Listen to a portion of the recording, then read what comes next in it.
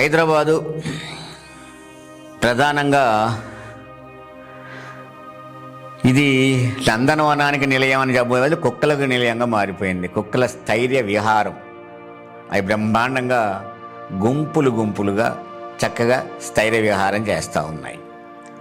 దీన్ని చివరికి ఎక్కడికి వచ్చింది అంటే ఛానల్స్లో కూడా డిబేట్లు పెట్టే కాడికి వచ్చింది. రకరకాల అనాలిసిస్లు ప్రారంభమైనాయి.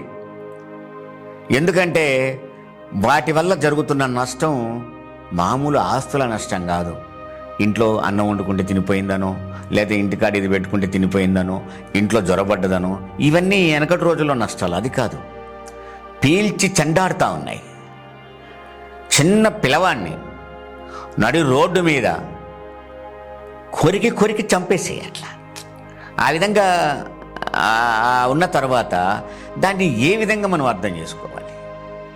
ఒక మహిళ నడుచుకుంటూ పోతూ ఉంటే దాదాపు 10 కుక్కలు వెంటబడి ఆ మహిళని ఎవరో రాకపోతే ఆమె పరిస్థితి ఏంటి ఆ క్షణాన?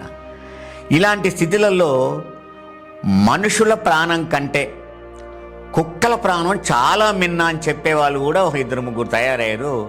రెడ్ క్రాస్ పేరుతో ఒకటి, లేకపోతే మరొకరు తయారయ్యారు. దాంట్లో ఒక జబర్దస్త్లో రేష్మి అనే ఆమె, అట్లాగే అమల గారు మాట్లాడుతూ చెప్తున్నది ఏంటంటే పిల్లల మీద పడకుండా, మహిళల మీద పడకుండా జాగ్రత్తలు తీసుకోవాలట. ఎవరు తీసుకోవాలమ్మా జాగ్రత్తలు? ఎవరు తీసుకోవాలి? నువ్వు కుక్కల్ని పెంచి పోషిస్తావు.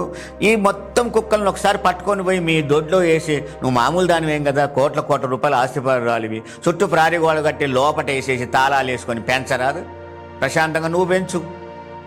అలా వదిలిపేసి మూగజీవాలని నువ్వు చెప్పుకుంటూ అసలు ప్రాణుల్ని, పిల్లల్ని, మనుషుల్ని పట్టుకొని పీక్క తింటా ఉంటే మనుషుల ప్రాణం కంటే మీకు ఆ ప్రాణాలు ఎక్కువైపోయి మీరు కోర్టులకు పోవటం, కోర్టు కూడా అవకాశాలు ఇవ్వడం, మనుషుల్ని చంపడం.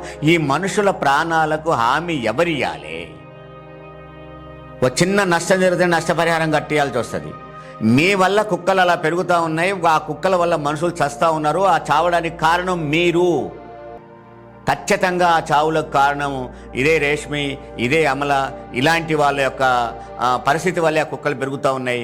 ప్రతి ప్రాణికి, ప్రతి నష్టానికి వీళ్ళిద్దరి మీద నష్టపరిహారానికి వేయాలని చెప్పి, నష్టపరిహారం ఇప్పించాలని చెప్పి ప్రతి ఒక్కరు డిమాండ్ చేస్తూ ఉన్నారు. ప్రతి ఒక్కరు కూడా. ఎందుకంటే కళ్ళ ముందు మనుషులు ఆగమైపోతా అంటే, పిల్లలు ఆగమైపోతూ ఉంటే మూగజీవాలు అని చెప్పుకుంటూ కూర్చుంటే మరి మూగజీవాలు కుక్కలైతే, రేపు మూగజీవాలు పాములైతే, మళ్ళీ మూగజీవాలు తేళ్ళైతే, మళ్ళీ మూగజీవాలు మనుషుల్ని ఏమి చంపితే, ఏ విషప్రవాహం ఉంటే అవల్ల నీకు మూగజీవాలు అవుతాయి. మరి అన్నిటిని రక్షించు, మనుషుల్ని చంపేయి.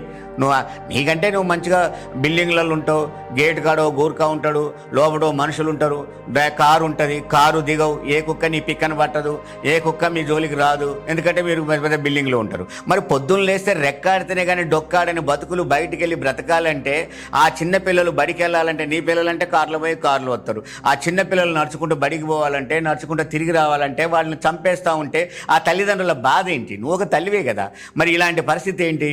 అందుకని మొదట ఈ నష్టానికి బాధ్యత ఎవరైతే ఈ మూగజీవాల పేరుతో చెప్పి చేస్తున్నారు ప్రచారాన్ని, వాళ్ళ మీద ఈ నష్టపరిహారం వేయాలనేది నేను డిమాండ్ చేస్తాను.